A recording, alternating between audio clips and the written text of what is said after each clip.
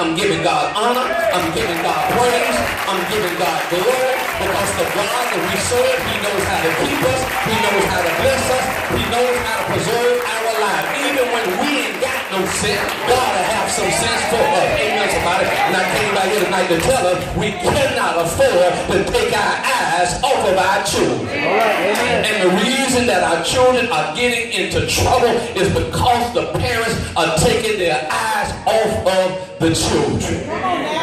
Amen, somebody. And our children are being exposed to predators. Amen, somebody. Our daughters are being exposed to no good men.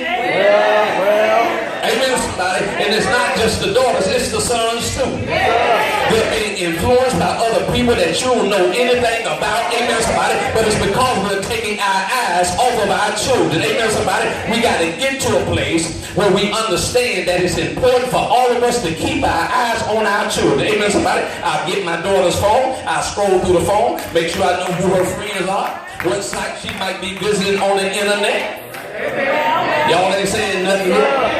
I know what her online profile is. I know who she talked to on a daily basis. I look at all of the recent calls. Y'all ain't saying nothing tonight. That's right. Young people, y'all gonna appreciate this a little bit later. Amen. Because I don't want certain people influencing my daughters. Amen, somebody. So this is my responsibility to keep my eye on my child. And if something bad happens to my daughter under my watch, it's going to be my fault. Amen, somebody. That's why we have at our house a screen door. I'm screening everything that comes up in my house. Amen. I'm screening everything that we watch. I'm screening everything that comes over the internet. I'm screening all the friends, especially the boy. Amen. My daughter's cute. Amen, somebody. I'm screening everything because we cannot afford to keep our eyes off of our children. Y'all say amen tonight. I ain't got all night to give y'all this message tonight. How did they lose Jesus? They took their eyes off of their child. Yes, sir. The Bible says in verse number 44, when? But they, supposing him to have been in the company, went a day's journey, and they sought him among their kinfolk and acquaintances. When did they lose Jesus? Okay. They lost Jesus when they made certain assumptions. All right. Right there, verse number 44. Yeah. But they supposed or assuming that he was in the company. They went a whole day's journey and they sought him among the kinfolks and the acquaintances. When we make assumptions, we make mistakes about where our children are. And let me explain a phenomenon too. Back at this time, when the kids turned 12, they were considered children and young men at the same time. Right. They went through a rites of passage that's called bar mitzvah. And at 12 years of age, the child actually became a young man. The traveling culture was that women were up front and the men brought up the rear. So all the men traveled together and all of the women traveled together. So a child at Jesus' age of 12, they could either travel with the men or they can also travel with the women. Because they were considered young men at this time, they were also considered just a child. Right. And so Mary and Joseph are making assumptions about Jesus. They think that maybe Jesus is up there. Joseph saying he's up there with his mama.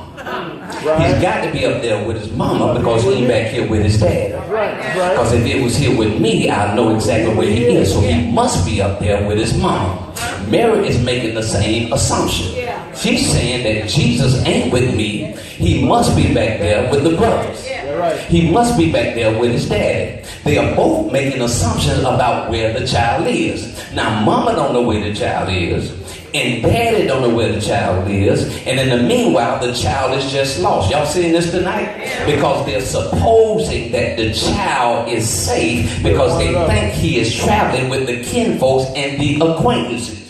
They think it's okay, and they took their eyes off of Jesus because they made assumptions about where they thought Jesus was. Amen, somebody? Sometimes we can look at our children on the outside And we can make assumptions about what's going on the inside. Amen, somebody?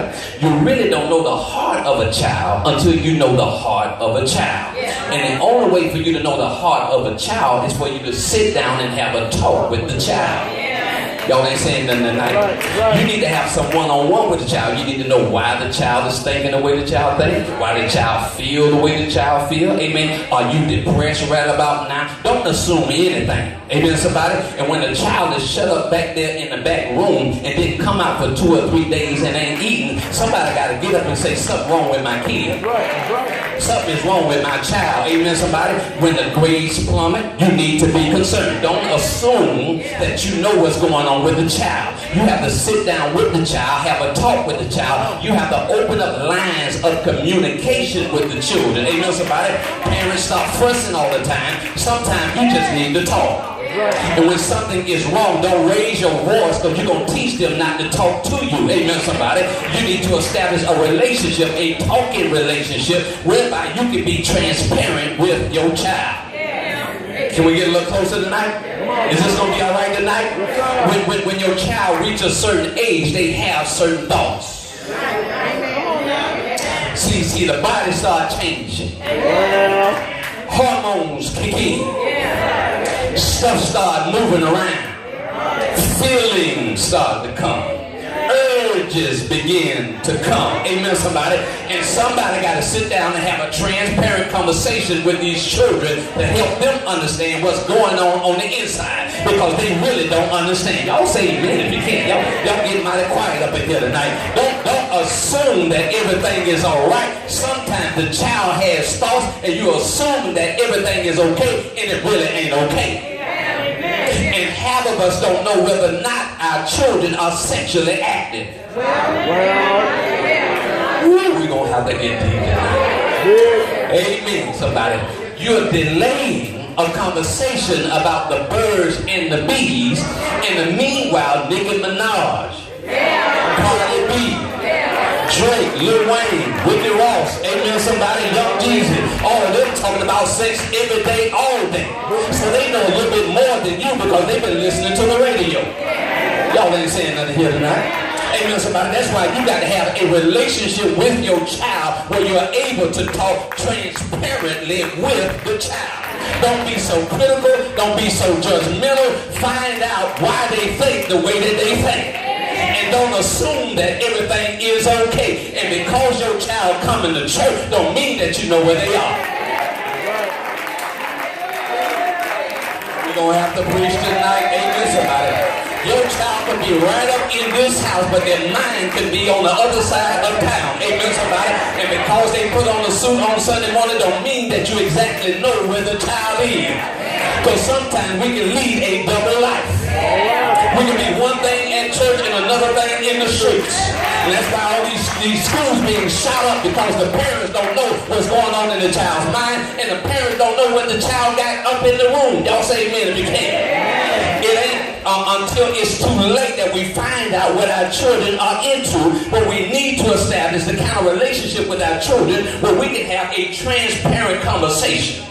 An open and honest, transparent conversation whereby we understand how our children are thinking. Amen, somebody. And it's okay to have the conversation about sex. I'm looking, I don't see no babies in here. Ain't no babies in here.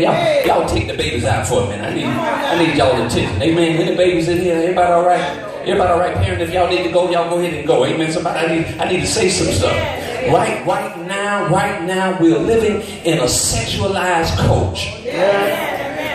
Amen, somebody. Everything is about sex. Our culture has normalized sex.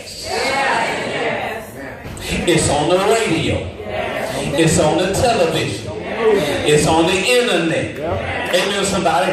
Used to be that we had to run down the street, go down the alley, back in the cut, behind the curtain, behind the black door, behind the red door to access the stuff that we wanted to see. But now it don't take all of that. You do that and that, and you have access to everything. Y'all say amen if you can. We live in a sexualized culture, and we have to sit down with our children to show them the difference between right and wrong. And when they are overexposed, they don't know how to handle what it is that they're seeing. And that's why you see, even on the school campuses, these children have alternative lifestyles, or what they call it. Amen, somebody? And they have normalized that particular culture. So our children are seeing this stuff, and in their minds, this is normal. And when we fail to have the conversation at home, and when we fail to have the conversation at church, they think it's okay what the people are doing in the school. Amen, somebody? That's because we didn't have the conversation at church, and we did not have the conversation at home. We have to change the game in the church. We got to start having some conversation right here in the body of Christ. Amen, somebody. We can't be so careful and conservative now that we don't talk about the stuff